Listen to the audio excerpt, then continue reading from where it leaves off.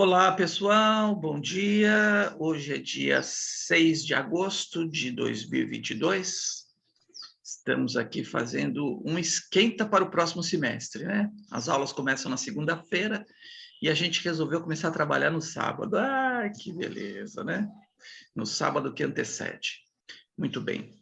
Hoje estamos aqui com o professor Luiz Fernando Costa. Luiz Fernando, que formou-se em Educação Física pela Unicamp, é mestre em Educação pelo Programa de História, Política e Sociedade da PUC, lecionou em várias universidades, né? Inclusive na Cruzeiro do Sul, Faculdade de Brasília, FAM, Uni Anchieta,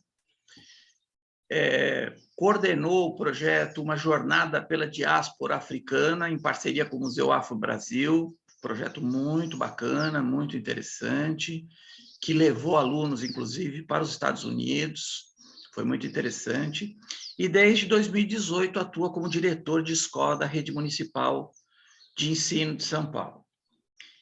Ele vai falar hoje com a gente sobre escola e gestão democrática, desafios pós-pandemia. Eu queria, antes ainda de passar a palavra para o professor Luiz Fernando, esse querido amigo de muito tempo, lembrá-los que, ao final, na parte final da palestra, eu vou lançar o link para que vocês assinem a presença.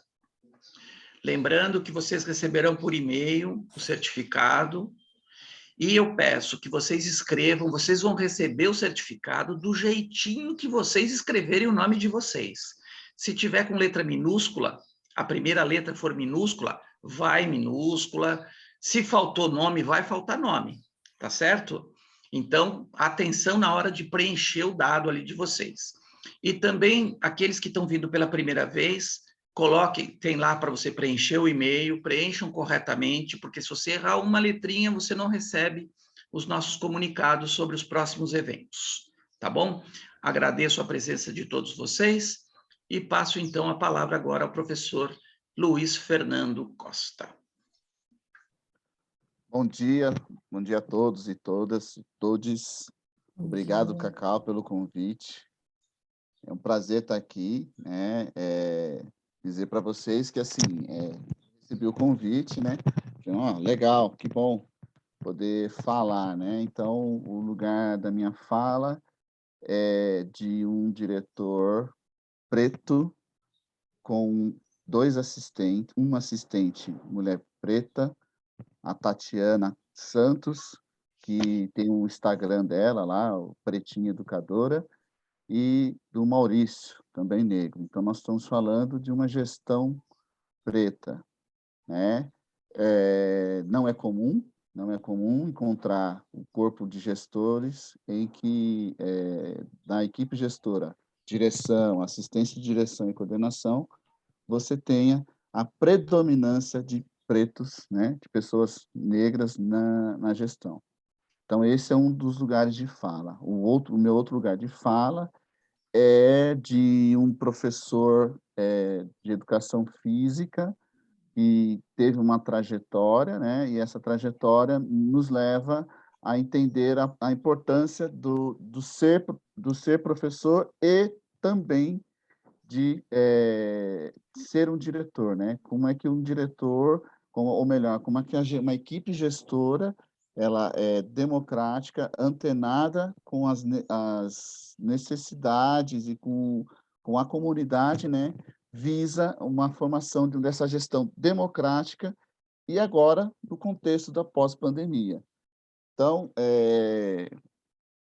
esse é o meu lugar de fala e eu, assim, queria agradecer muito, né? Então, esse convite, porque a gente entende que, só para vocês terem alguns números, né? A cidade de São Paulo são mais de 500 escolas de ensino fundamental, 8 de ensino médio, 1 milhão de estudantes. Então, nós estamos falando da maior rede municipal da América Latina.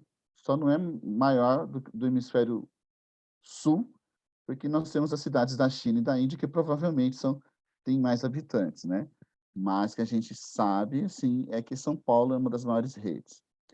E aí, minha escola é a EMF Maria Aparecida Rodrigues Sintra, ela está localizada na freguesia, na verdade, na divisa entre a freguesia, Brasilândia e Pirituba, né. Então, ela não é uma escola da extrema periferia, mas ela está nas bordas da cidade de São Paulo, né, porque isso, tem um impacto sobre as políticas públicas e sobre a pandemia, né. Então, então a minha fala parte desse lugar aí, né. E, assim, eu vou falando e aí vocês podem fazer as perguntas, né. Cacau, eu vou pedir licença, eu queria mostrar algumas coisas sobre a pandemia, porque para falar do pós, nós temos que falar do que houve na pandemia, né. Então, vocês sabem que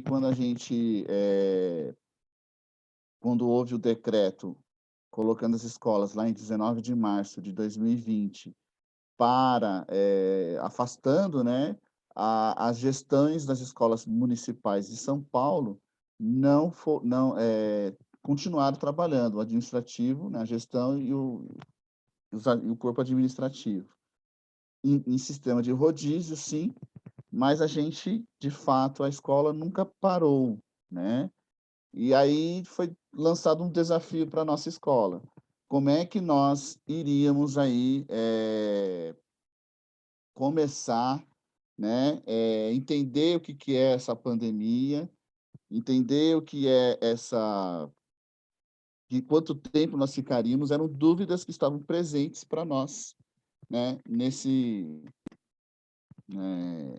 início lá de 2020, né.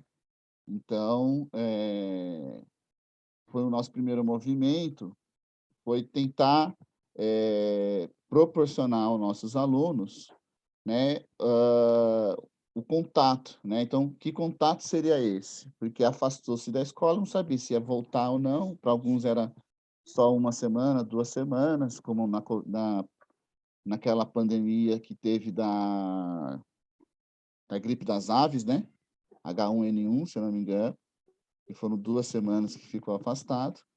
Só que aí nós fomos percebendo que foi agravando. Aí esse agravamento veio apresentar as necessidades e contradições da escola, né. Então, a gente tem aí um momento em que a gente cria um blog para que as crianças pudessem receber as informações, mesmo não havendo ainda um decreto da prefeitura determinando ou estabelecendo o ensino remoto, né. Então a gente, nesse primeiro momento, cria um blog e lá a gente vai colocando nossas coisas para que as crianças pudessem ir acessando, né. Aí, eu vou partilhar a tela.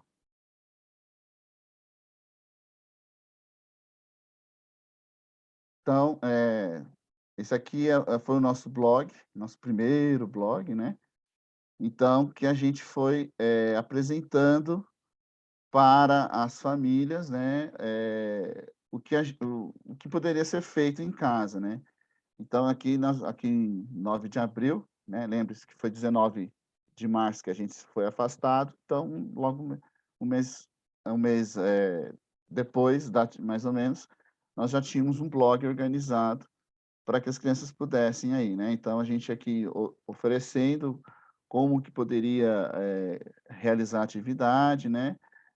Então, só para vocês terem aqui uma fala: "Importante, essas atividades são para manter o ritmo de aprendizado.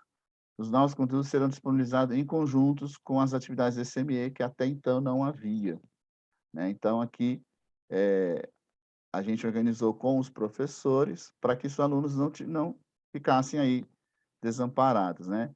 Então nós tínhamos aqui, a sala de leitura, a sala de informática e a sala de recursos multifuncionais, né. Para quem não está acostumado, na prefeitura nós temos eh, uma uma organização em que, para as crianças com deficiência, além da grade comum, né, nós temos também uma sala que tem um atendimento no contraturno para as crianças, né, com deficiência, né. Então, a gente sempre buscou, nesse sentido, atender a todos os alunos, a ter este olhar para esses alunos. Bom, dado a esse desafio, nós vamos ter, depois desses elementos, uma necessidade de manter o contato com essas famílias. E aí, de manter uma rotina escolar, né, nesse distanciamento. Foi então que nós pensamos na criação de um WhatsApp da escola comercial e a utilização do Facebook, né, da escola. Então, isso foi importante para a gente, né, construir aí com as famílias, né, essa relação, tá. Então nós tínhamos aí na nossa frente o blog, o WhatsApp para estar em contato com as famílias e o Facebook, né. E então isso foi, importante nesse início, né. E conforme foi agravando a pandemia, né, conforme foi, nós se caiu para sobre nós a dura realidade que ficaríamos de fato 2 anos, né, afastados, e aí foi quando a secretaria veio com o Google Sala de Aula. E aí o que fazer com esse Google Sala de Aula, né, como entender essa relação com a escola e família. E isso foi importante, porque a gente fez no início nós fizemos uma pesquisa, né, sobre, uma pesquisa sobre a escola, né. Eu estou apanhando um pouquinho aqui, Cacau, que eu não estou conseguindo, agora melhorou para mim. Aqui. Isso. Bom, então nós fizemos uma pesquisa com as famílias para entender, se haviam acesso à internet, né, e como é que a gente poderia atender as crianças que não tinham acesso à internet. Como é que aquelas crianças, né, aquelas famílias, né. Nós tínhamos, na época, 410 famílias, 208 responderam, né. Então, e dessas 208 que responderam, nós tínhamos aí quase, 52%, tinham acesso à internet fixa com Wi-Fi, né. E opa, alguém levantou a mão aí. E, outras tinham 3G ou 4G, né, ou, apenas internet no celular. Então isso foi, importante, porque a gente conseguiu mapear quais eram as famílias que não haviam, acesso à internet e como é que nós faríamos para que elas tivessem também essa relação próxima com a escola. Júnior, quer perguntar?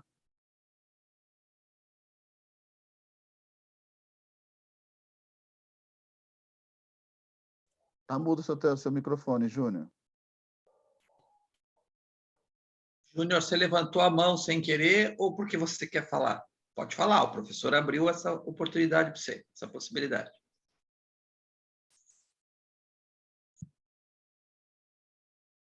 Bom, se ele não conseguir, depois ele escreve no chat, pode ser, Júnior?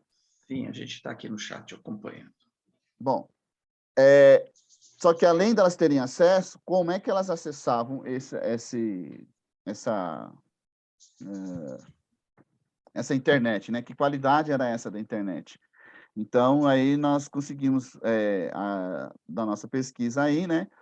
Vocês estão vendo a tela? Está todo mundo Sim, enxergando? Tá, né? sim. Deixa eu aumentar aqui um pouquinho. Isso.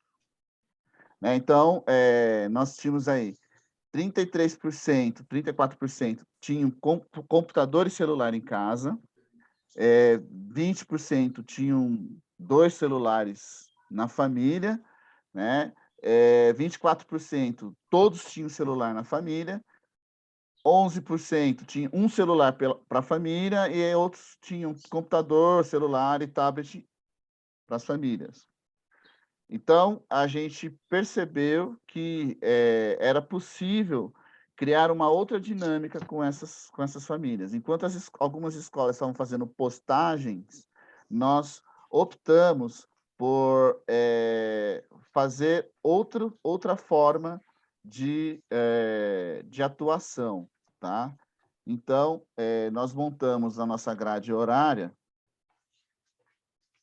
e assim, as famílias podiam, recebiam isso pelo WhatsApp, né, com o link, e aí, então, essa era a grade horária. Nos espaços vazios aqui da grade, a gente colocava uma sugestão para ser uma hora de estudo, né? Então, as crianças tinham a aula aberta, então, ou seja, o professor de câmera aberta e fazendo a aula, interagindo com eles ali, e, e horas de estudo, né? Então, foi importante, nesse período para nós atendermos. E as crianças que não conseguiam, que não tinham internet, elas vinham até a escola buscar material, mas no período mais agudo da pandemia, nós levávamos, nós íamos às casas das crianças que tinham sumido, não tinham contato com a escola nem nada, levar a cesta básica, verificar se a criança estava bem, se ela tinha alguma, principalmente as crianças que a gente considerava de alta vulnerabilidade. Então, nós fomos às casas dessas crianças, né? Levávamos as atividades e então foi essa a nossa ação durante a pandemia. É claro que aqui na nossa atividade eu estou contando para vocês um resumo de tudo que aconteceu, né? Então vocês imaginem que tinham famílias que trocavam constantemente de telefone, a gente tinha que toda vez descobrir qual era o telefone. Nós tivemos famílias que tinham sua luz cortada, não pela empresa, mas pelo o inquilino, que dizia assim: vocês não pagaram aluguel, eu preciso do dinheiro, e aí a gente tinha que ir lá negociar. Nós tivemos famílias que se mudaram, né, e a gente não sabia para onde elas tinham ido. Então, dentro todo esse contexto, a escola foi criando essas relações com as famílias, né? E aí, em julho, nós tivemos uma atividade extremamente importante, que nós chamamos de a Semana da Reexistência. Por quê? Né? Estou puxando aqui. E foi quando as famílias, as crianças, solicitavam para nós, né,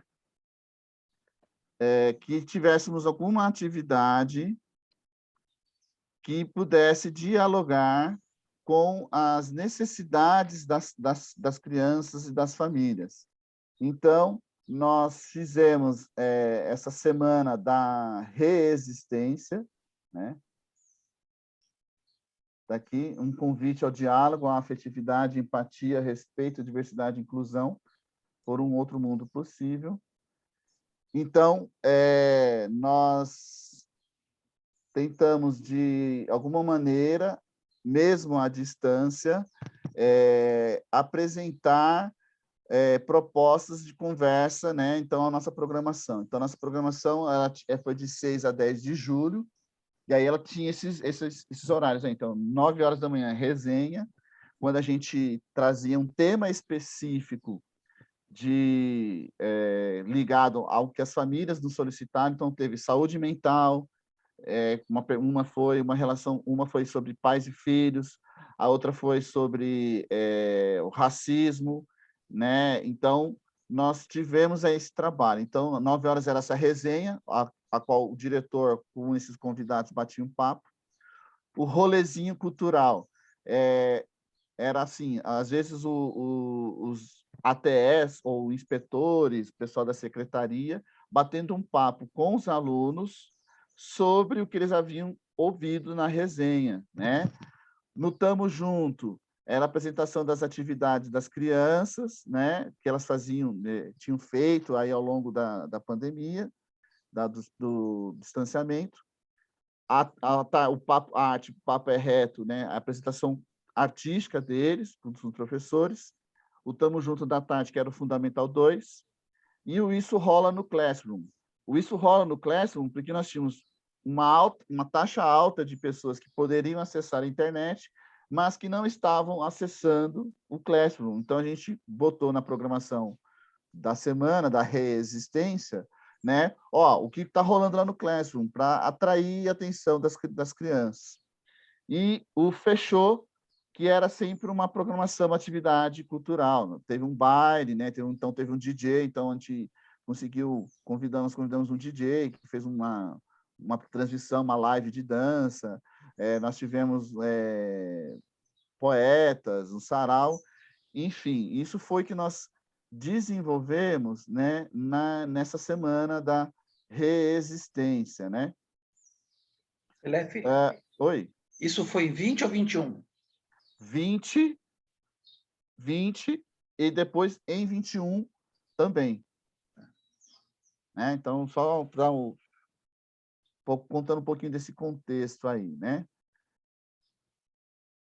Então, isso aí, para vocês verem aqui, né, um encarte aí, né, que foi fundamental para que a gente pudesse estabelecer essa relação com as famílias, né? Só que o que aconteceu aí em 21, nós temos o retorno parcial, né? Esse retorno parcial, ele vem com uma necessidade de reorientar. Então, no primeiro momento, veio 25%. O que nós fizemos? Aqueles alunos extremamente vulneráveis, que não tinham acesso à internet e que tinham a insegurança alimentar presente, nós trouxemos esses alunos para a escola e os demais continuaram à distância. Aí, em agosto de 2021, veio 50%.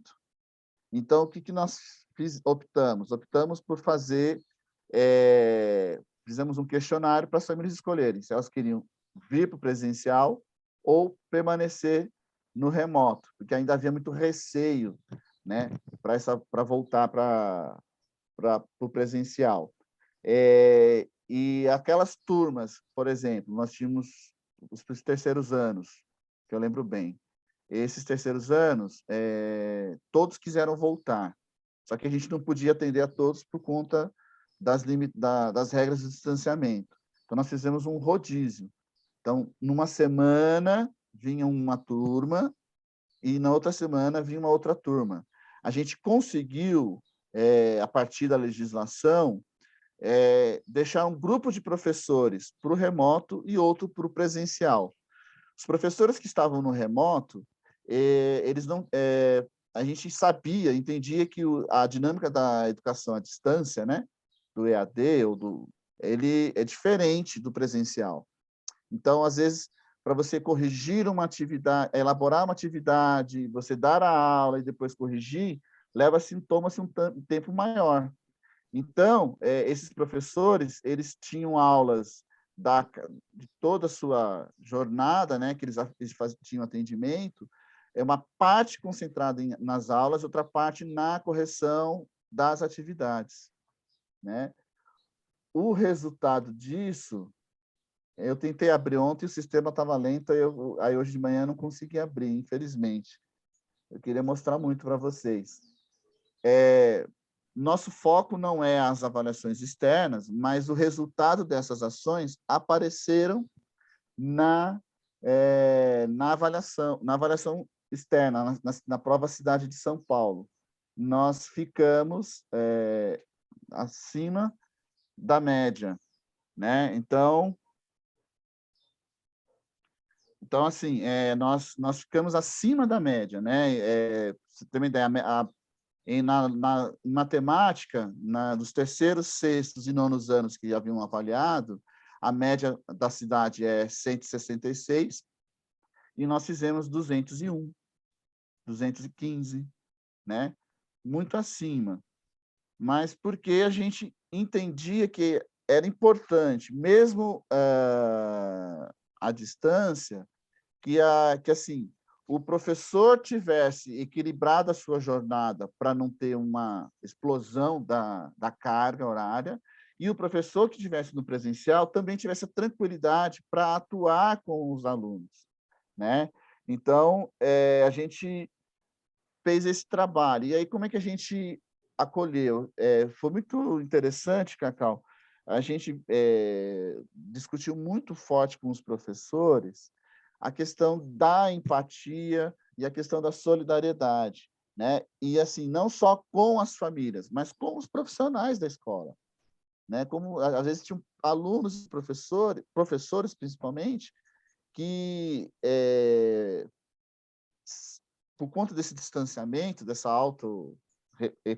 quando a gente se isolou, né? E aí teve, além do isolamento social, nós também tivemos um alto isolamento, né? Muitos professores estavam com medo, né? Então, eu tive professora que ficou trancada na sua sala durante uma semana. Ela ia lá para a escola, se trancava na sala com medo, né? E a gente tendo que acolher essas pessoas, né?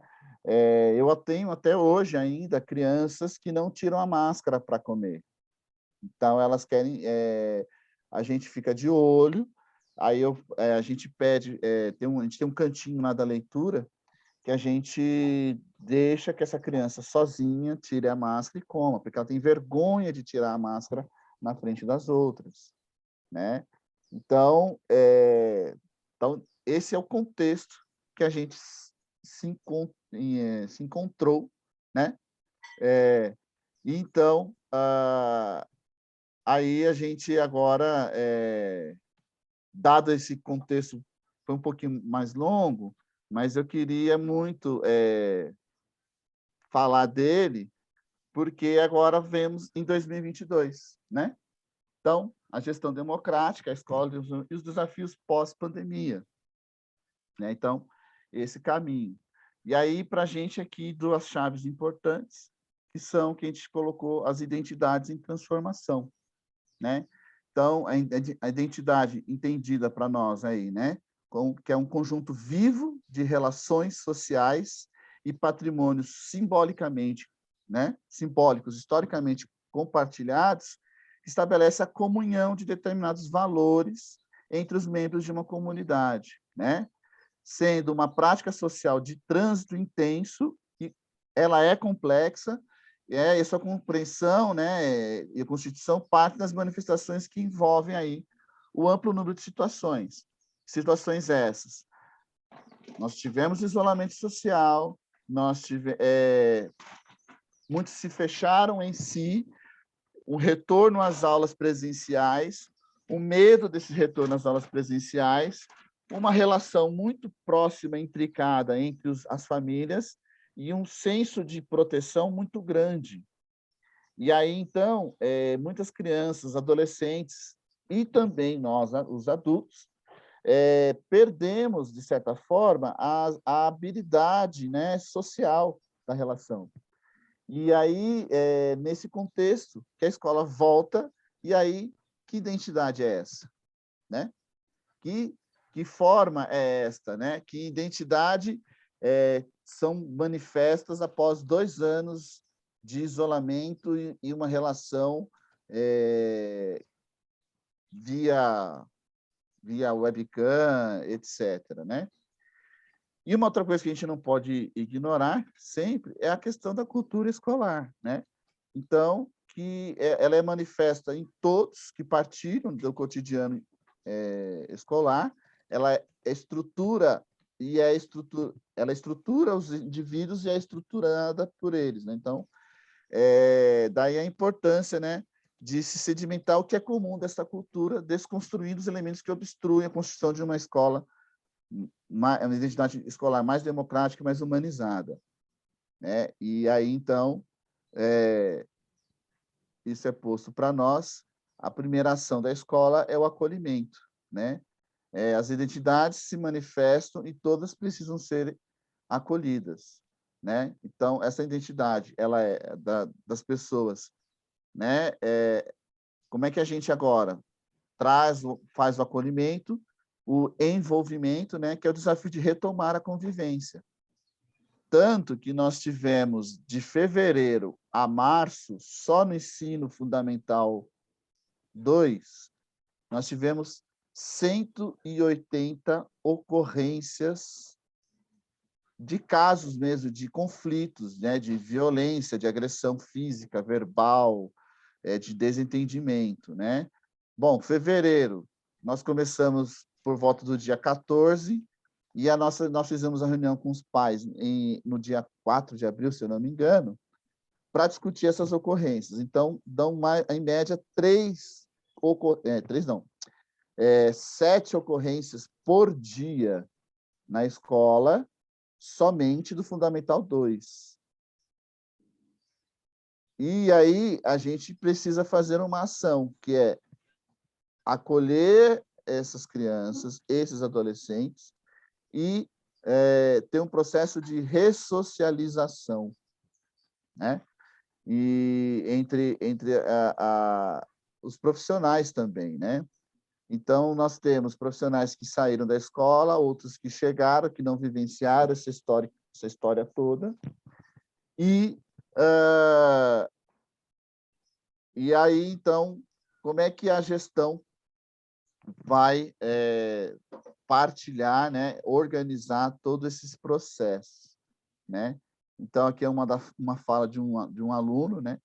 É muito bom poder participar dos projetos, sabendo que eles nos ouvem e colocam em disposição, ou à disposição, ele quis dizer, né? Eu coloquei literalmente aí como ele colocou, que são as ações que nós vamos desenvolver na escola, né?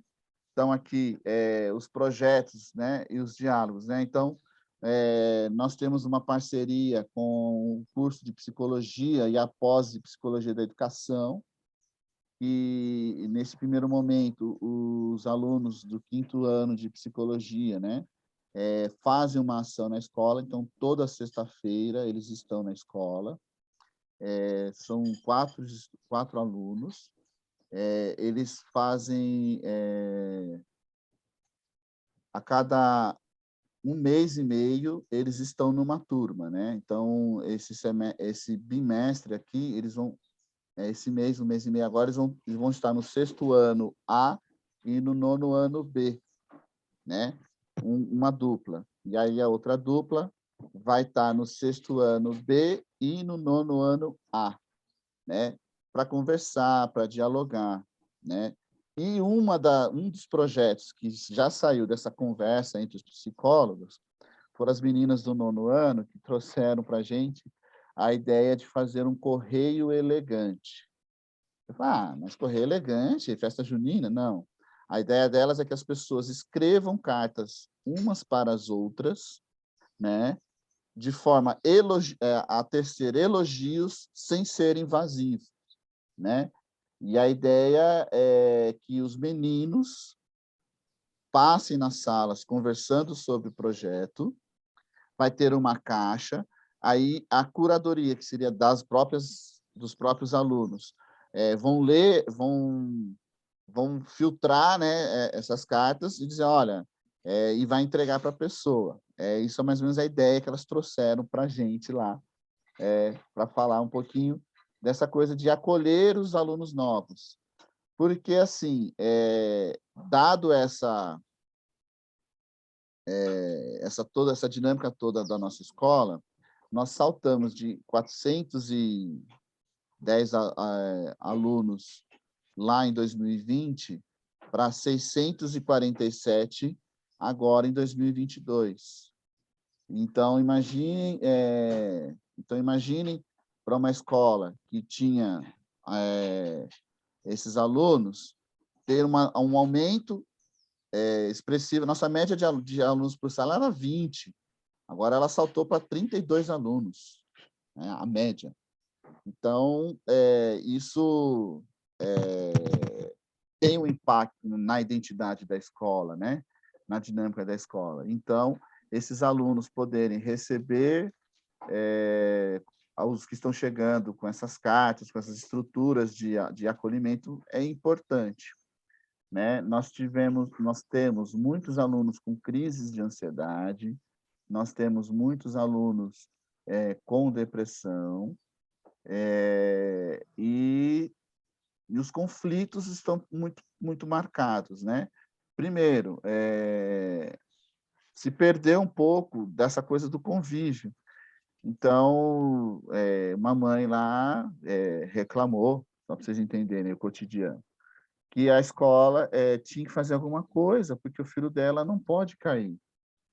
A pessoa ele brincar no parque e se machucar, ela queria que ele não brincasse no parque, que ele ficasse sentado na hora do recreio e não brincasse, porque ele podia cair, é perigoso.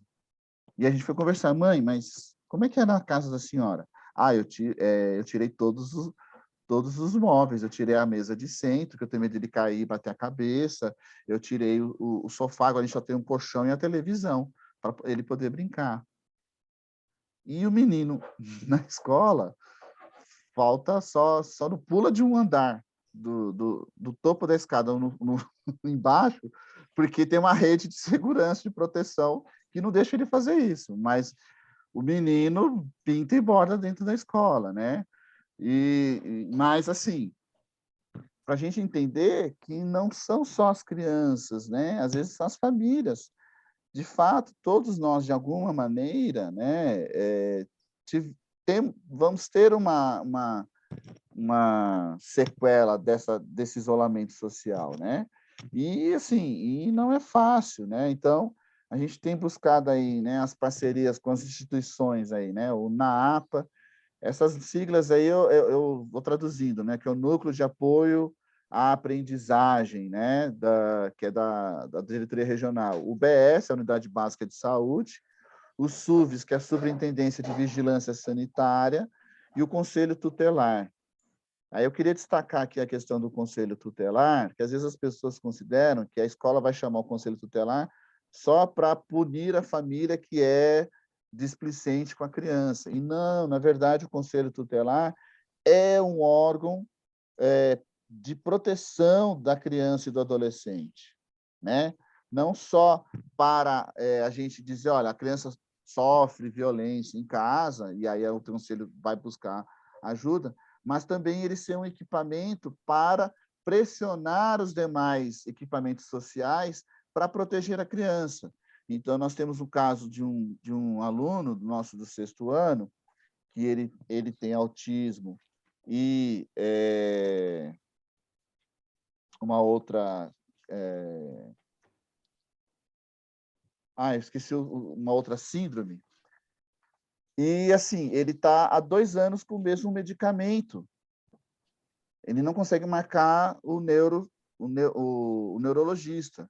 Então, a gente enviou o documento, né, as ocorrências dele na escola, e nós enviamos o documento para o Conselho Tutelar, para que o Conselho Tutelar pressionasse o CAPS, pressionasse o CRAS e a UBS para que esse aluno entrasse na fila de urgência, né? Porque é direito desse aluno receber um tratamento digno, é direito dele, né? Porque aí fica na escola, porque isso foi o que aconteceu com ele, o medicamento que ele toma não é adequado, né? Segundo a psicopedagoga que estava conosco atendendo a família, né? Que assim o medicamento, em vez de ajudá-lo no abaixamento das atividades para que ele pudesse se concentrar, estava desligando ele. Então ele chegava na escola extremamente cansado, né? Cansado. O autista, não sei se vocês já tiveram alguma discussão sobre o autismo, né? Ele tem algumas características, como a questão do hiperfoco, né? É necessária a rotina. E por mais que a gente tivesse feito para ele, né, que a nossa escola, o nosso projeto lá é de sala ambiente. E a gente sabe que para o autista é necessário fazer uma grande adaptação, né? Porque imagine que ele a cada 2 aulas tem que mudar de sala, né? Nós temos outros garotos e outras garotas autistas que já se adaptaram, já entenderam essa rotina, mas ele por falta desse não atendimento das outras instituições, para ele foi muito difícil, muito sofrido, né? Então, ele agrediu os alunos, ele agrediu o funcionário, ele agrediu a coordenação, e a gente tentando fazer com que ele pudesse receber. Então, o Conselho Tutelar ele é um importante parceiro, né? Da escola na garantia de direitos da criança. Então, é importante ter esse olhar para o Conselho Tutelar também, né? E agora nós temos mais 2 outros lugares que a gente também está buscando parceria, que é o Lugar de Vida, que é uma clínica psicanalítica para pessoas para autistas, e o SER, que é o Centro Especializado de Reabilitação, né? Esse, esse centro, ele tem alguns lugares, né? E ele pode ajudar na questão dos diagnósticos. Bom, e por fim, a parceria que a gente fez é recente com o Instituto Vera Cruz, né? Que é do curso também de pedagogia, e que eles também podem nos auxiliar, né? E os professores da nossa escola podem realizar cursos dentro dessa instituição, né? Cacau, quanto tempo eu tenho aí? Né? Então, Uns 10 minutos, 12 minutos. tá bom. Dá? Dá. Então, assim, então a tarefa da gestão, né, que é estabelecer essas parcerias e aonde a DRE, a diretoria regional, não chega, né? Bom, então a democracia e a identidade, né? Então, como é que a escola, nesse contexto, a gestão começa então a dialogar e trazer, né, a participação das pessoas para além dos espaços formais, né? Então, nós temos aí, o professor de História estava organizando com os alunos o Grêmio Estudantil e as assembleias, né? As assembleias, elas têm aí o caráter deliberativo também, né? E os representantes de classe, né? A gente está numa discussão intensa agora, porque como aumentou o número de alunos, etc., também há um interesse pelo intervalo, né? O intervalo tem gerado muitos conflitos. E aí nós estamos discutindo com eles como organizar esse intervalo para que todos possam ter sua participação e os alunos, melhor, garantido aí, né, a equidade. O Adolescer, que foi um projeto de 2019, ele está sendo retomado agora, e a gente conseguiu, que é uma roda de conversa de desabafo, né? Que é a ideia dos adolescentes, porque quando a gente vai discutir adolescência, a infância, você tem muitos estudos, né?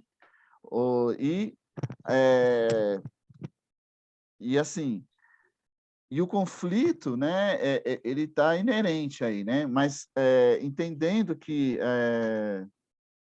essa roda de conversa e a adolescência, a gente não tem poucos estudos. Geralmente, quando você tem estudos, é assim: adolescência e gravidez, adolescência e drogas, e o ser adolescente, né?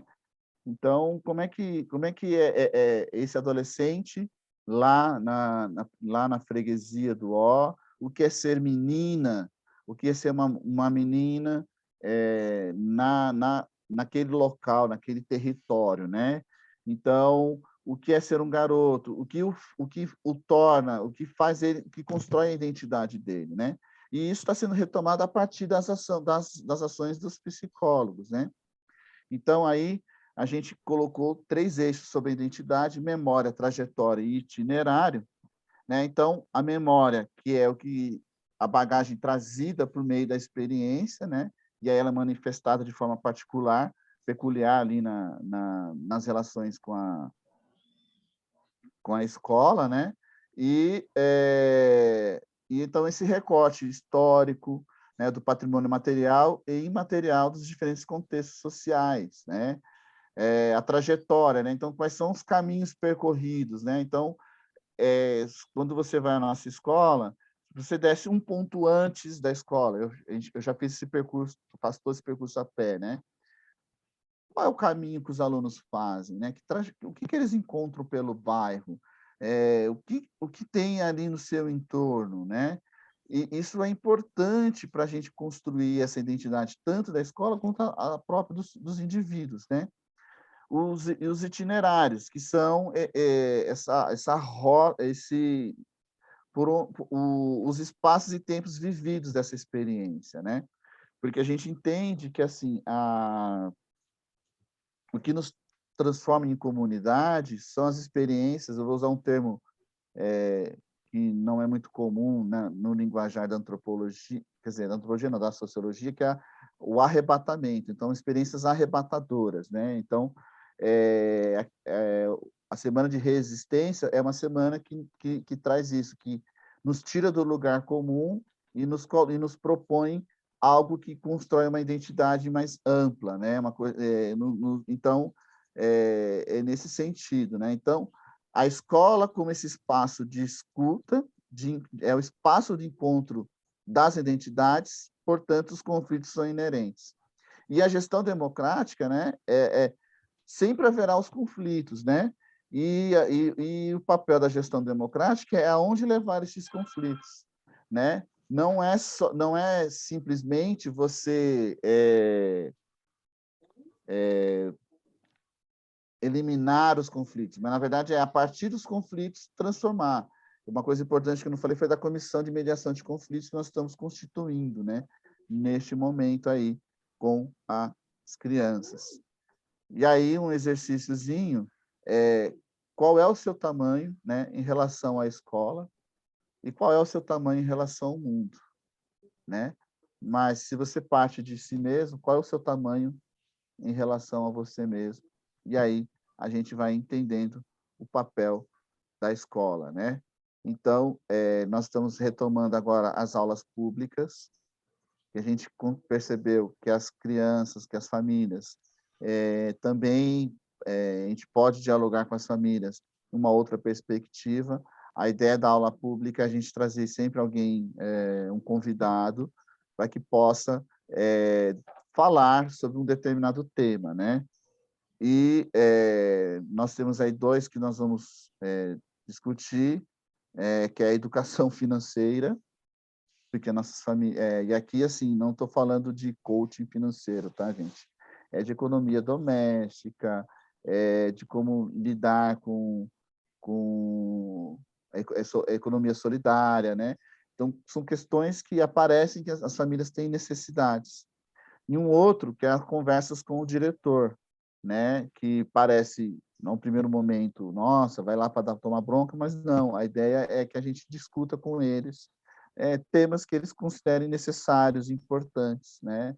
Então, é isso que nós temos feito. E aí, nesse processo de discussão, há uma escuta ativa, né? A escuta ativa é quando você, de fato, ouve quem é o seu interlocutor e busca, a partir dessa escuta, elaborar ações, né? E aí, essas ações, vem uma avaliação. E aí, quais são os princípios da nossa escola e os princípios que nós acreditamos da gestão democrática no nosso espaço? O primeiro é o acolhimento, né? São esse processo de sempre sensibilização, né? E acolhimento das diferentes vozes e abertura para o diálogo. E isso não é sem conflito, isso tem muitos conflitos, há muitas discussões, há muitos questionamentos, né? O pertencimento. Então, ao se dispor a construir algo e se envolver no processo pedagógico, quanto mais se predispõe, mais o pertencimento fará sentido, né? A urbanidade e reciprocidade, que é a busca pelo tratamento adequado às diferentes circunstâncias. Então, nós buscamos sempre isso.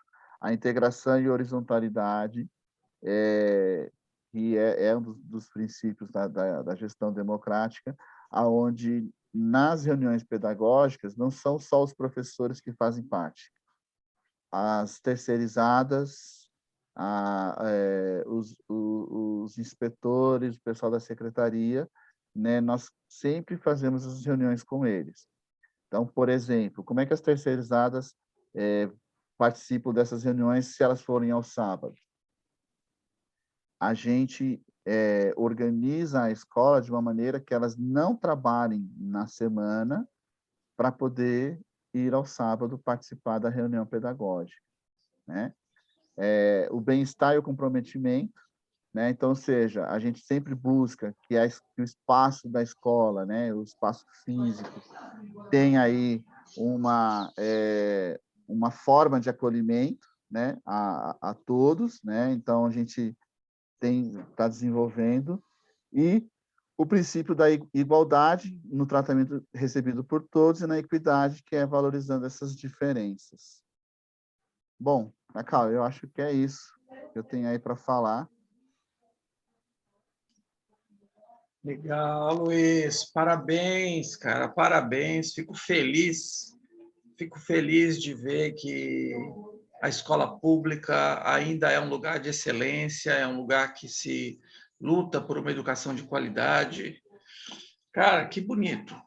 Adorei, cara. Adorei ver esse trabalho. Sei que não é fácil, né? Eu até queria colocar aqui como uma questão primeira, entender um pouco esse processo histórico da construção de identidade dessa escola, né? Porque você chegou lá em 18 são 4 aninhos.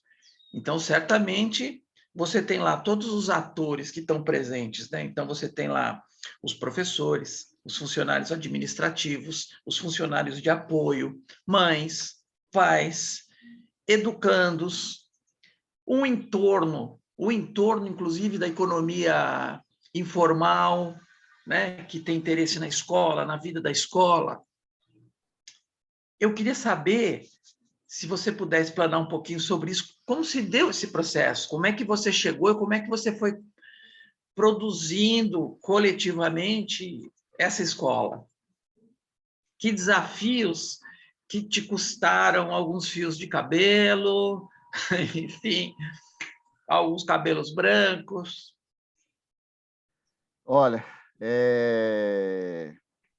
primeiro dizer que esse projeto ele é de mais anos, tá? Eu pretendo estar na gestão dessa escola por mais 12 anos, né? Porque eu penso que um trabalho de gestão não é 1 ano, 2 anos, porque leva-se muito tempo, né? Então, vou dizer para você que a pandemia fez com que alguns processos que eu considerava que eu só ia conseguir no meu 4º ano de gestão, eles fossem acelerados, né? Porque não foi fácil, Cacau. Primeiro, a gente mudou, eu penso que assim, existem alguns campos que o diretor consegue atuar. E, por exemplo, a recepção, né? Eu não sei porque eu não trouxe as fotos da escola hoje, mas assim, a recepção, né? Então, primeira coisa, os pais antes eram atendidos numa gradezinha do lado de fora, né? Mudamos tudo isso. Nós fizemos uma recepção, tem um sofá, tem um local para os pais entrarem e serem recebidos, né? Foi a primeira coisa, né? Outra, esse processo da pandemia, o corpo administrativo, os prestadores de serviço, né, os terceirizados, o apoio, nós nos tornamos muito próximos por conta do nosso convívio ser quase cotidiano ao longo dessa pandemia, né? E isso vai trazendo outros desafios, né? E o fato de assim da gente poder continuar aí com as políticas públicas, né? Então, com respeito, né, a esse processo, né, da política de Estado, né? Cara, não sei se eu te respondi tudo, né? Mas os Teve, por pais, exemplo, pode falar. teve saída de professores, enfim, em função do projeto, os que chegaram sabendo do projeto, enfim. Sim, teve professores que saíram, né, que não consideravam a forma como a gente estava dialogando adequada, né?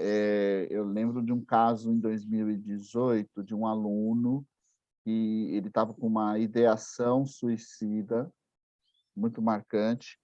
O CAPS havia dispensado ele das terapias, só que ele tirou uma foto com uma faca e dizendo que ele ia para a escola. Os alunos chegaram, diretor, o fulano está com uma faca, tal. Quando ele chegou na escola, chamei ele, a gente conversou, dialogou, e aí ele mostrou a faca. Teve professor que considerou que eu tinha que ter chamado a polícia, porque ele era uma ameaça e ele tinha que sofrer as consequências, porque ele já era um adolescente de 13 anos e precisava ser punido na forma da lei. E o que a gente fez foi o contrário.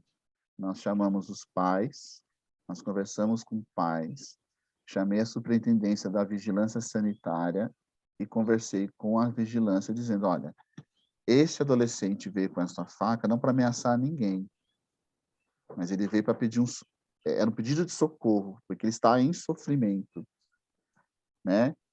E aí, assim, é óbvio que a gente também garantiu a segurança de quem estava na escola, mas ele não levou para causar um massacre lá, ele levou a faca porque ele estava pensando em se cortar dentro da escola. Porque a necessidade dele, porque quando a escola acolhe, vem tudo, né? Então, às vezes, o que ele não tinha coragem de fazer em casa, ele faria na escola. E isso foi bem desafiador. A gente conversou demais com as famílias, com as SUVs, né? E assim, nós tínhamos lá em 2018, 19, 29 casos de automutilação. Depois da nossa ação, nós caímos para um caso. Legal, muito bom. Elef, eu vou pedir para você descompartilhar, Desculpa. porque assim a gente vê quem quer levantar a mão e fica mais fácil. A Michelle levantou a mão ali, é isso, Michelle? Sim, eu sempre quero falar, né? Bom. Eu quero agradecer ao professor Luiz Fernando. Eu também fiquei encantada com a sua fala, professor, com o seu trabalho. Parabenizar o seu trabalho, né, da sua equipe. Os alunos também colocaram aqui no chat, não sei se você acompanhou, né, essa parabenização. E eu quero falar que me impactou, primeiro, o nome da semana que vocês criaram, né? Semana de Reexistência. Nossa, isso me levou a tantos lugares, sabe, de pensar e refletir sobre a necessidade da gente se sentir nesse contexto de resistência. E aí eu vou compartilhar que ontem a gente fez a reunião de colegiado no curso de pedagogia, né? E lembrando que aqui eu estou falando como professora do grupo de pesquisa, e grupo de pesquisa são professores que se encontram para discutir, para pesquisar, então aqui não estou falando o nome da coordenação do curso, tá? Eu sei que eu tenho aluno da pedagogia aqui, para eles entenderem o meu lugar nesse espaço, né? Que é de aprendiz. E eu fiquei ouvindo a sua fala e pensando quanto que eu aprendi. Porque uma das questões que um dos alunos apresentaram na reunião ontem foi: a gente sentiu a necessidade no retorno presencial de um acolhimento físico. E eu fiquei ouvindo aquilo e falei assim, nossa, gente, o meu aluno, ele está me colocando agora, nesse momento, uma necessidade de um acolhimento físico, né? E é claro que, né, a gente justificou para ele a questão, porque esse retorno para os professores, como você disse, foi um retorno também de muita fragilidade dos docentes, né, que você colocou. A professora se trancou em sala de aula, ela não sabia o que fazer, né, vendo aquelas pessoas, ou muitos professores tinham receio de como lidar nesse espaço. Eu tenho amigas da rede que elas voltaram, né, porque a rede municipal voltou antes das instituições de ensino superior, que tinha professoras que não tomavam água. Eu falei, menina, mas você vai ficar na escola sem tomar água? Ela, Michelle, eu tenho medo de tirar minha máscara. E como que você vai fazer, né? Aí você vai ficar, não vai pegar Covid, mas vai ter um problema nos rins, né? Então, entender esse contexto também do professor, que é importante, né? Esse retorno dos professores, os protocolos de segurança, e você traz um olhar sobre esse acolhimento que é importante, né? Esse diálogo que vocês conseguiram estabelecer. E eu fiquei encantada de ouvi-lo, viu, professor? Pensar sobre isso, pensar sobre esses cuidados, como se fosse esse acolhimento a todos, né? Talvez deixar mais claro, né, para os professores, alunos, para essa equipe, quais são os nossos limites, né? E eu estou dizendo o limite institucional, de que a gente tem que ter protocolo de segurança ainda, né?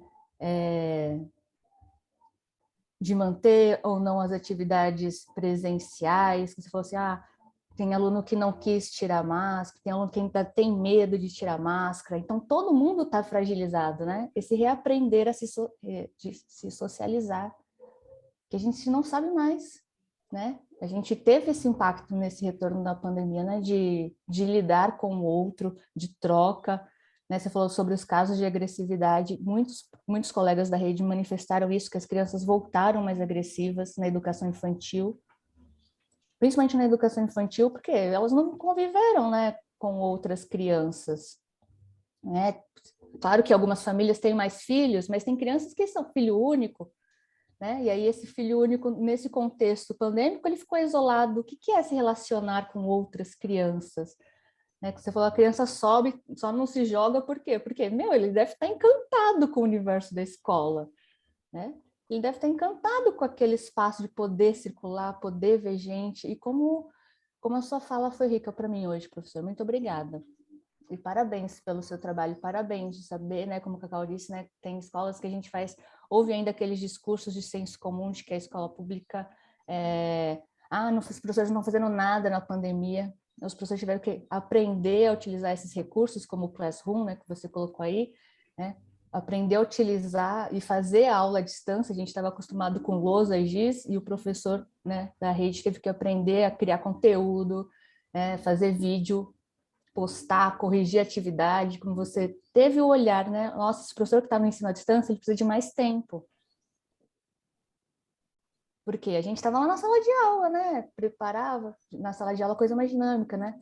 Na condição de remoto, preparar antes, gravar o vídeo, fazer a aula, corrigir a atividade, né? Parabéns pelo todo o trabalho que você realizou. Muito obrigada pela sua fala essa manhã. Muito bem. Faço minhas as palavras da Michele. Muito legal. Elef, aquele moleque que foi teu aluno lá em meados do ano 2000, está fazendo uma pergunta aqui. Quais os desafios atuais você enfrenta para construir ou dar continuidade na gestão democrática? Desafio número 1, que as instituições de proteção à criança e adolescente funcionem. Elas foram todas depenadas, né? Então, a gente tem uma dificuldade muito grande hoje, né? Esse é o primeiro desafio. Porque quando a gente fala em gestão democrática, não é dizer que a gestão concorda com tudo o que é feito, o que é dito, o que é falado. Gestão democrática é você dar o espaço e garantir que as pessoas possam falar e o ordenamento da escola ser feito a partir da construção coletiva, né? Então, apaziguar egos, desinflar egos, apaziguar conflitos, não é eliminá-los, né? É ressignificá-los, porque tem profissional, tem família, e eu ouvi essa semana, né? A mãe falando assim, eu não gosto dessa gestão, eu não gosto desse diretor, eu não gosto dessa escola, mas a filha dela está lá desde o primeiro ano. A assistente falou assim, então por que a senhora não muda? A senhora pode mudar de escola. Aí ela, eu não consigo. Né? A gente só quer que a gente procure, né? Ela, não. Então, tem de tudo. Sim, eu tenho muitos afastamentos médicos, né? Esse ano nós estamos sofrendo com a falta de profissionais, que é uma coisa, que é da política pública, e a ausência dos profissionais, né? E, assim, muito nos entristece a ausência dos profissionais, porque a gente vê esses profissionais ficando doentes sabendo que a nossa ação não tem, a nossa ação, por mais acolhedora que seja, por mais compreensiva que seja, ela não é suficiente, porque existe um sistema que nos adoece, que é essa política da falta de profissionais. Né? Apesar do pessoal comemorar aí hoje, a prefeitura abriu mais 2.344 contratos. Só que o nosso problema não são o contrato professor, porque o Ministério Público e o Tribunal de Contas proíbe a prefeitura de contratar profissionais para serem professores módulo. O que é o professor módulo? Vou dar um exemplo para a gente lá. Nós temos, nossa escola ainda é integral, né? Diante de tudo é integral. E aí nós temos, assim, 3 alunos, 3 turmas que são da tarde, que chegam mais cedo, que são os 6º anos. E o 4º e 5º ano, que sai mais tarde. Quando nós fizemos o nosso planejamento, nós tínhamos 16 professores disponíveis para desenvolver esse território. Qual a nossa ideia de integral? Que o território, que são os projetos de território, fossem todos no mesmo horário, para que os alunos escolhessem qual turma que eles seguiriam. Então, se ele quer fazer teatro e xadrez, ele pode faz o teatro agora e xadrez no próximo semestre. Só que aí criaram uma outra política lá, e aí todos os profissionais que nós tínhamos na nossa escola saíram. E aí hoje nós contamos com 8 profissionais. Então são 7 turmas, 7 professores dando aula e um só para ser o módulo. Só que eu tenho as licenças médicas, eu tenho as faltas, nós temos as formações. E aí o projeto vai minguando, né? Então o desafio nosso hoje é ter essa excelência, né? Manter de atendimento, né? À comunidade e também as pessoas, o pessoal novo que chegou, compreender o que é a nossa escola, né? Para contribuir. É isso, nosso desafio hoje. Legal. Peterson respondeu? Se quiser completar, pode ficar à vontade. Ele deu um ok ali no chat. Eu posso aproveitar a sua fala e fazer outra pergunta, professor Luiz? Que você falou dessa questão, né, da comunicação com as famílias. Que eu sei, assim, também, né, colegas da rede manifestaram essa utilização do WhatsApp como um recurso de comunicação.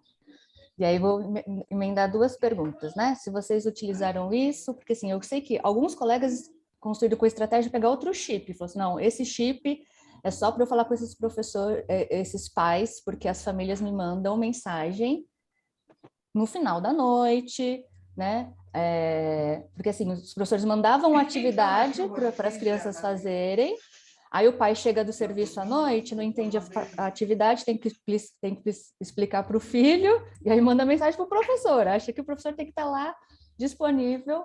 E aí muitos começaram a ficar adoecidos nesse contexto de demanda de mensagem, de fluxo, porque a vida pessoal dele começou a ser invadida, né? Porque eu falei, tem alguns que criaram esse chip, outros não, deram o seu número pessoal e perderam a privacidade total em relação ao seu contato, né? Porque a demanda de famílias buscando e mandando mensagem, que ela falou assim, não, mas tem o grupo, mas eles mandavam fora do grupo, né? E como que foi isso na sua escola? Como se você conseguiu dar conta disso? E se houve casos, quantos casos, né, de Covid, como que se deu isso? E professores afetados com problemas de saúde mental mesmo, né? De fragilidade, de estresse, né? Em relação a essa demanda que aumentou na pandemia e se já está tudo bem, né? Que a gente fala assim, pós-pandemia já está tudo bem? A gente pode dizer isso? Não, né? Que a gente ainda está numa pandemia, a gente ainda está com protocolos de segurança, então o que a gente ainda tem vivenciado em relação a isso? Bom, dos grupos de WhatsApp, no auge da pandemia, nós tivemos aí algumas professoras que fizeram grupos da sala, tá? Mas isso caminhava para e passo, porque a primeira coisa que fez foi um WhatsApp comercial da escola. Então, nós criamos estratégias. Então, nós fazemos listas de comunicado. Então, as famílias não interagem nesses grupos da escola.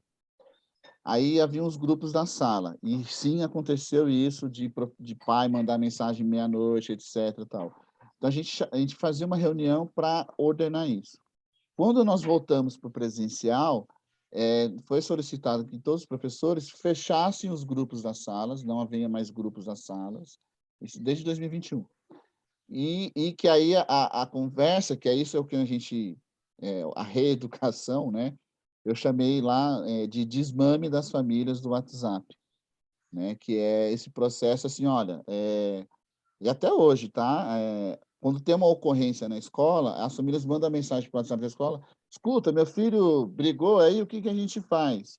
Gente, olha, liga aqui na escola, marca aqui com a gestão para conversar. Então, a gente está nesse trabalho, porque agora o WhatsApp da escola, ele é uma ferramenta extremamente útil para, assim, para a gente mandar o comunicado geral para as famílias, para que as famílias, o aluno está doente, a gente avisa: olha, seu filho está doente, vem buscá-lo, ó, está faltando documentação. Então, a gente conseguiu reordenar. Não foi uma tarefa fácil não, viu? Teve muito, a expressão é essa, assédio dos pais aos professores, né? A gente teve sim que conversar e dizer: olha, o horário, então a gente mandava: olha, atenção, o horário de atendimento é tal, né? Foi um trabalho, não foi um trabalho fácil, mas a gente conseguiu fazer isso, né? Lá no auge da pandemia, a gente tinha essas questões do pai chamar fora do horário, mas quando acontecia isso, a professora avisava a gente já entrava em contato com o pai e dizia: olha, pai, e a gente criou uma dinâmica. Então, a tarefa do aluno, então, por exemplo, se o aluno só conseguia acessar no final de semana, a tarefa era entregue não na semana seguinte, na outra. Então, isso diminuiu. Então, a gente usou as estratégias, porque às vezes a ansiedade do pai, tem que entregar a tarefa essa semana, segunda-feira. E aí ele ligava no domingo à noite para saber, porque, né, então a gente trabalhou um pouco com isso. A sua outra pergunta foi dos professores. Não está tudo tranquilo, não está tudo normal. Nós temos o protocolo, sim. Tem professores ficando doentes, sim. Professores que têm se afastado. E eu entendo que esse afastamento é por conta da pandemia, mas é também por conta das relações que voltaram, né? As famílias voltaram extremamente desconfiadas da escola, né? Ou, que no nosso caso lá, 25 a 30% dos alunos, dos novos alunos, vieram de escolas particulares. Então, os pais tinham uma outra relação com a escola. E aí vem para a escola pública, então tive um pai lá que falou assim: escuta, meu filho quer comer Ana Maria no intervalo, ele vai comer porque é direito dele. Eu falei: não, pai, não é não. A prefeitura, e eu fui explicar para ele o que é o Programa Nacional de Alimentação Escolar, fui explicar para ele que a gente não tem cantina, que a gente tem o restaurante, a cozinha da escola, que é terceirizada, que tem o cardápio é todo mês. Então, na verdade, a gente teve que fazer estamos fazendo esse exercício da volta, né? Porque não é em 6 meses, né? É isso. Legal. Obrigada, professor. Elefão, eu também queria. Você falou, quando você estava falando do período, na sua introdução praticamente ali, você falou uma coisa que me deixou curioso, eu queria confirmar se eu entendi direito. Os alunos com deficiência, com algum tipo de síndrome, eles vão no contraperíodo também, é isso? Sim, sim. É a sala de recursos multifuncionais. A professora de educação especializada, ela tem 2 formas de trabalho na escola: o colaborativo, que é assim, o professor precisa fazer uma adaptação curricular, ou o professor não conhece aquela deficiência e precisa entender. Tem a formação que a gente dá em GEIF, né, mas também tem a ação da professora. Então, às vezes, o professor de matemática, ele quer dar uma atividade para um aluno de baixa visão, e aí ele não entende ainda essas questões da adaptação. A professora pode auxiliar ele nisso, né? E alguns alunos têm no contraturno um atendimento, esses mesmos alunos no contraturno. né? Que é onde a professora faz um diagnóstico, onde a professora faz às vezes o aluno não está alfabetizado, e aí ela vai usando outros recursos da educação especializada para ajudá-lo, né? Mas ele nunca fica fora da sala, é sempre em sala, mais o contraturno. Legal. Isso é um programa da escola. Isso é um Da projeto da prefeitura. escola, Não, da da prefeitura. prefeitura. Da Ah, prefeitura. Da Da prefeitura, prefeitura. isso. tá. As Da escolas, elas prefeitura. indicam, né, se querem ter a sala de recurso, então não é em todas as escolas que tem sala de recurso, tá? Então, algumas escolas têm a sala de recurso e atendem as crianças com deficiência no contraturno nessas salas. Nós temos nós estamos pagando um preço por isso. Porque nós queremos abrir a nossa segunda sala, porque nós temos na nossa escola 39 alunos com deficiência que necessitariam de um atendimento de contraturno. A nossa turma, nossa sala só atende 20, os outros 19 não têm atendimento no contraturno, estão só no colaborativo. Só que algumas escolas da região, ao virem a notícia de que a gente ia abrir uma segunda sala, começaram a fazer, e aí é o lado B da história, manobras para que esses alunos fossem para a nossa escola. E aí, numa reunião de diretores, eu tive uma conversa bem séria, né, colocando que assim, olha, porque a gente discutiu a presença dos psicólogos na escola, que eu falei que eu queria, né, que eu achava que era importante, interessante. E alguns colegas colocaram, mas é mais uma pessoa para a gente gerenciar, mais conflitos, isso não é interessante, é importante que a gente pressione a rede, as políticas públicas para terem esses profissionais, para atenderem, e não dentro da escola. Eu falei, não, eu considero que, além da instituição, da rede, da política pública, é necessário, sim, a presença, porque existem dinâmicas da escola que necessitam de um outro profissional que esteja ali presente, ainda mais agora nesse contexto do que a gente está chamando de pós-pandemia aí, né? E aí foi quando eu falei, olha, e assim, porque a família estão chegando lá na nossa escola dizendo que a gente tem atendimento psicológico, nós não temos, nós só temos os estagiários e a sala de recursos, que, que é para atender a demanda da escola, do território que a escola está inserido, né? A gente não pode ser punido, né? Foi esse termo, punido pela falta de política pública do entorno, porque a gente está fazendo tentando fazer um trabalho de qualidade.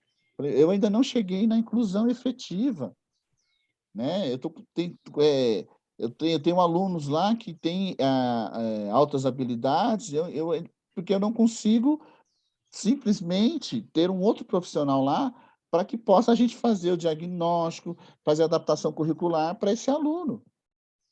E aí, as outras escolas não dão conta, deixa eu melhorar o termo, a fala, também não estão preparadas, né? Então, né? Necessitam de uma política pública de inclusão mais efetiva, e aí encaminham o aluno para lá. E aí a nossa escola não pode, né? A gente não. Pra vocês terem uma ideia, teve escola recusando matrícula do aluno na região e dizendo assim, ó, vai no Maria Aparecida que lá tem vaga e lá eles aceitam, porque a gente, de fato, é o princípio ético da educação pública, da escola, não recusar a matrícula de ninguém.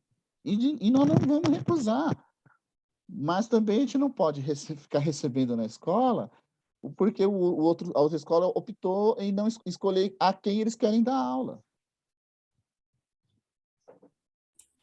Professor, vou aproveitar a sua fala em relação aos psicólogos, porque a gente teve aprovada a legislação, né, da presença do psicólogo e do assistente social. Isso tá havendo um movimento para que isso efetivamente aconteça, ou a gente ainda só está no papel da legislação na Não, rede? Deixa eu só complementar, que a minha vai nessa direção também. Eu queria saber o comprometimento da ADRE e da SME nesse programa que vocês estão desenvolvendo. Eu acho que encaixa no que a Michelle te perguntou. Bom, a lei ela foi aprovada em âmbito federal. Ela precisa de uma regulamentação estadual e municipal. Porque quando você institui, vamos dizer assim, mais um quadro para a educação, é necessário você ter a dotação orçamentária, de onde que isso vai sair, porque quando a gente fala da educação pública, ou melhor, do servidor público, né, Nós somos regidos por uma legislação, né? Então, é necessário que essa legislação apresente, né, quem é que vai, da onde que vai sair a dotação orçamentária, etc. Isso não foi regulamentado, só foi aprovada a lei da obrigatoriedade como a lei dos músicos, né? Também é obrigatório ter músicos na escola, só que isso é só a lei, mas ainda não tem a regulamentação, né? Então, se a gente pegar num âmbito maior, vamos assim, é que nem na Constituição Federal, que fala da obrigatoriedade, né, do ensino, do ensino básico para todos, fala da questão da saúde, e você necessita de uma lei, para regulamentar. E, às vezes, algumas coisas não estão regulamentadas, né? E, então, é isso que acaba acontecendo, né? Então, se você não tem uma outra lei regulamentando, dificilmente a política pública vai se efetivar. Legal. Elef, nossa, fiquei muito feliz mesmo de você ter vindo expor aqui o trabalho de vocês, num período tão difícil, né? E de enfrentamentos tão amplos, né? Que a sociedade, o momento atual, né? Que a gente vive, enfim, de difusão de mentiras, enfim, é incrível, né? Mas, enfim, o poder público trabalhando contra, né? Enfim, não é fácil. Se a gente não tiver mais nenhuma pergunta, eu vou encaminhar aqui um fechamento. Alguém quer se manifestar? O Ricardo levantou Diga, a mão. Ricardo. Opa, deixa eu desligar o áudio. Está escutando bem aí, professores? Sim, perfeitamente. Bom, primeiramente, agradecer a oportunidade de novo ao Cacau. Você nos faz esse convite muito bacana. Professor Luiz, com essa iniciativa muito bacana. E dizer aí que, indiretamente, eu acho que até diretamente, trabalhamos juntos. Sou profissional de segurança pública. E se eu chegar até a comentar um caso aí, de que, em alguns casos, algumas escolas chamam a polícia para resolver uma determinada situação. Na verdade, isso é um caso de administração, um caso de escola, porque quando a polícia chega no local, já fomos recebidos alguns casos aqui, a direção, os professores falam, olha, eu não quero que vocês batam nele. Na verdade, a gente está lá para bater ninguém, é um absurdo isso aí. Não para prender ninguém. A gente vai para mediar a situação, tentar entender o que está acontecendo no local. E nesses casos, a gente entra em contato com os professores, com o diretor, para tentar entender. Isso estou várias vezes aí caso de depressão, problema de alunos que levam facas, mas não necessariamente eles querem machucar alguém ou se machucar. O senhor acabou de falar, eles querem chamar a atenção, estão com um grito de socorro. E eu fico muito feliz quando, às vezes, a maioria das vezes, graças a Deus, tem alguns integrantes da equipe que têm essa sensibilidade de entender o que está acontecendo com o aluno. Então, chegam a conversar junto com a direção, entende a situação e o problema vai muito mais além, que vai tentar entender a situação do aluno. Ele quer chamar atenção lá que muitas vezes não tem alimento em casa. Tem muitas vezes que a gente chega junto com o pessoal da assistência social, o conselho tutelar, chega na casa numa situação deplorável, com pais que são usuários de drogas. Então, a criança está numa situação tão largada ali, o jeito de chamar a atenção, de evitar socorro é isso, levando leite, levando faca para a escola, chamando a atenção para si. Então, acho que o trabalho que a gente faz é um trabalho conjunto. Eu vejo, inclusive, algumas escolas que a gente faz a ronda também, trabalho muito bacana de alguns professores. Eu vou citar 2 casos só, eu acho que me chamou muita atenção. Teve um caso de um professor que leva sementes das mais variadas ali, desde hortaliça, de alface, até o bonsai, que eu particularmente sou fã de bonsai. Então, ele leva as crianças até a parte do fundo da escola, eles mexem com a terra e aquilo faz uma felicidade tão grande para as crianças. E não se imagina que são só crianças, são crianças, adolescentes também, e participam de uma maneira muito efetiva.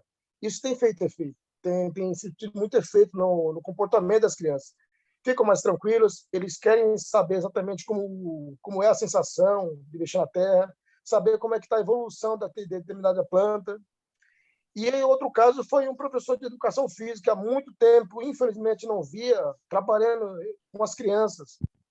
A coordenação motora, uma coisa simples, como um polichinelo na hora do aquecimento, pegar a bola e passar, treinar a coordenação motora. Então, eu vejo o trabalho dos professores fazendo dessa forma aí, de uma maneira realmente que dá resultado. E, automaticamente, parando com as brigas na escola. Então, novamente, parabéns aos professores de modo geral aí, professor. É isso. Obrigado, Ricardo. Elef, quer falar alguma coisa? Tá, joia. Elef, você quer fazer umas considerações finais? Só falar um pouquinho do Ricardo, então. Ricardo, a gente tem uma conversa muito legal com o pessoal da GCM, né? A gente dialoga um pouco com eles sobre essas questões do bairro, né? Então, isso é importante, sim. E bom que tem gente que compreende aí as relações da escola, né? Legal. E dizer assim, Cacau, então, para finalizar, agradecer mais uma vez o convite. É bom falar, desculpe se eu me estendi demais, mas é assim, porque a gente tem essa ânsia, né, de ter uma escola pública de qualidade, né? E faço um convite, quem quiser ir conhecer a nossa escola, está aberta, né? Podem ir, fiquem à vontade, é lá na freguesia, na rua Arauazinho, número 100. Algumas pessoas, quando vão lá, falam assim, nossa, essa escola parece escola particular. Eu falo, não, essa aqui é uma escola pública, né? Ela tem a qualidade que todas as escolas públicas têm, né? Então, é isso. Legal, meu querido. Então, eu queria agradecer muito a você por ter colaborado com a gente no sábado de manhã. Você podia estar roubando, podia estar, enfim. Ele podia estar dormindo, Cacau. Podia estar dormindo, descansando. isso com certeza. Professor no sábado de manhã, diretor no sábado de manhã, tem que descansar. Podia estar fazendo atividades físicas, correndo no parque, né? Que é o que o Cacau faz, né? Quando não está aqui com a gente. É isso aí, meu querido. Então, muito obrigado. Parabéns pelo trabalho que vocês desenvolvem lá. E qualquer dia a gente marca de ir lá conhecer, né, Michele? Podíamos até pensar alguma atividade, de repente, um sábado. Não, pode ser um sábado, pode ser um sábado. Só colocar assim, dia 10 de setembro, que será um sábado, nós vamos fazer uma reunião pedagógica na rua, né? Nós vamos fazer chama São Paulo, um roteiro, pela São Paulo Negra e Cultural. Né? Olha que legal. E que a gente vai apresentar dia 10 de setembro. Como chama o evento? Como chama? O roteiro pela cidade, São Paulo, a cidade negra e cultural. São Paulo, a cidade negra e cultural. Isso. Olha que legal. Vai apresentar alguns espaços de memória e das artes, né, que estão de artistas negros, né, que estão espalhados por São Paulo, que a gente desconhece. Só para dar legal. Michele, podia ser um evento, hein? Podia ser um evento nosso aqui, hein? Eu já anotei aqui, professor. Eu já anotei aqui, porque olha... Para dar uma instigadinha. A gente, aliás, eu já pensando já como professora, né? Aí já vou para outra área. Uma vez em artes, a gente pediu para os alunos fazerem isso, né? Pesquisarem as obras de arte no seu entorno, né? No bairro, ter esse olhar para isso. E a gente percebe como os alunos não têm esse olhar. Até a gente como um todo, né? Pega o metrô, tem a obra de arte lá, mas a gente não para ver. Né? A gente está passando nas praças, tem um monumento, mas a gente não para ver. E uma das discussões que a gente fez, por exemplo, do bairro da Liberdade, né? Que historicamente é um bairro de origem, no contexto de construção do bairro de origem africana, mas a cultura japonesa praticamente se apropriou do bairro, tanto que mudou o nome do metrô, né? Então é importante essas ações. Mais uma vez, parabéns, Fernando. Estou ficando só. Legal. E aí a gente combina, a gente se fala, Elef, de repente a gente faz uma caravana aqui daqui de São Miguel, enfim, acho que talvez a gente tenha alunos, inclusive, do EAD, que nem são exatamente de São Miguel, né? Eu queria finalizar aqui com uma fotografia, fazer uma foto aqui, mas para isso a galera tinha que ligar a câmera aí para a gente fazer aquela foto bacana. Esse da foto, né, mesmo? Para botar lá no Instagram. Opa, aí o Peterson aí, Valdomiro. Valdomiro, você é de onde, Valdomiro? Desculpa, São Miguel, da Cruzeiro do Sul. Legal.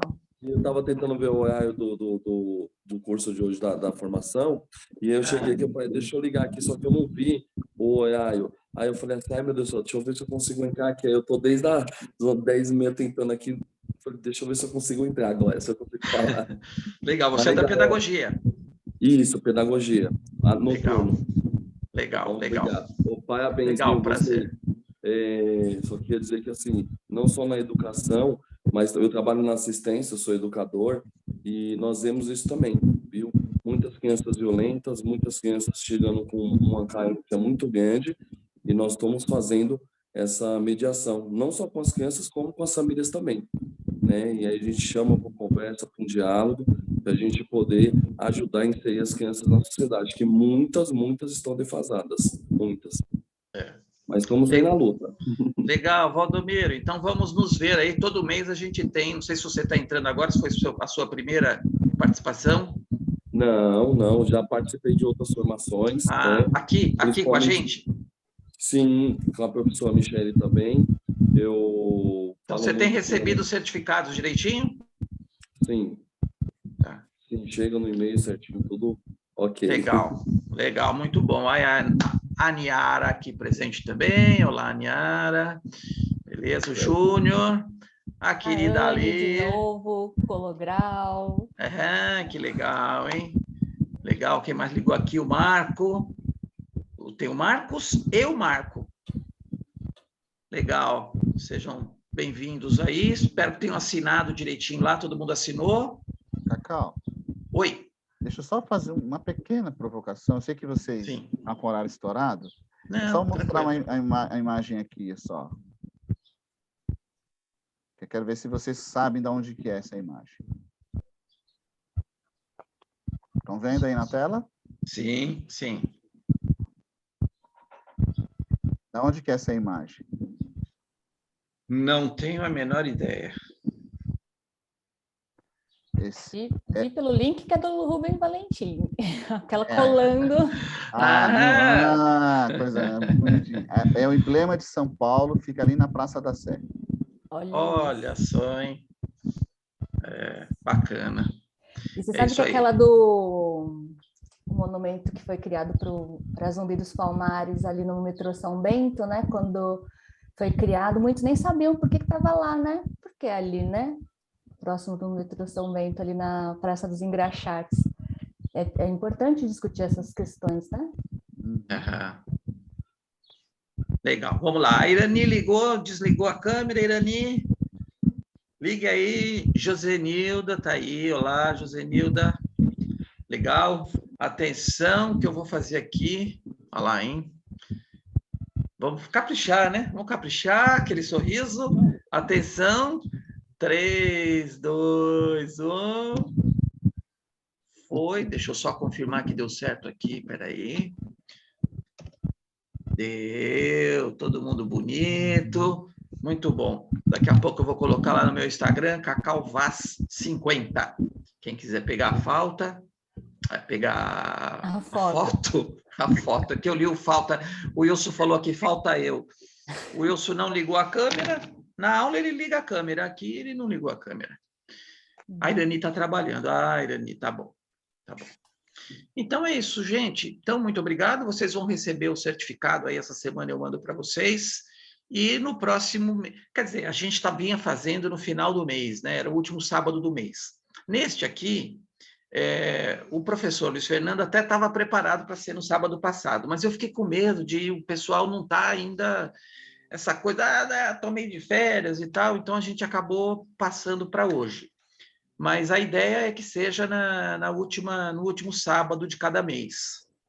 Então, provavelmente no final de agosto a gente tenha mais uma palestra, eu mando para vocês pelo e-mail que vocês me mandaram, eu estou mandando para vocês o link e as informações, tá bom? Michele, quer falar alguma coisa? Quero agradecer também, agradecer ao professor Luiz Fernando, agradecer a todas e todos que estão participando, né, do nosso grupo, e a nossa ideia é que nos próximos encontros a gente quer ouvir vocês muito mais, viu?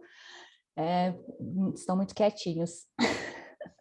E uma coisa importante é que essa iniciativa do nosso grupo de pesquisa, de fazer essas palestras mensais, é para colaborar com a formação de vocês. Porque vocês têm que cumprir lá 200 horas de atividade complementares. E muitas vezes, a gente sabe, o aluno vai lá, pega um certificado, entra lá num site qualquer, faz aquele curso que não faz, né, de 30 horas, não faz nada e entrega o certificado e valida.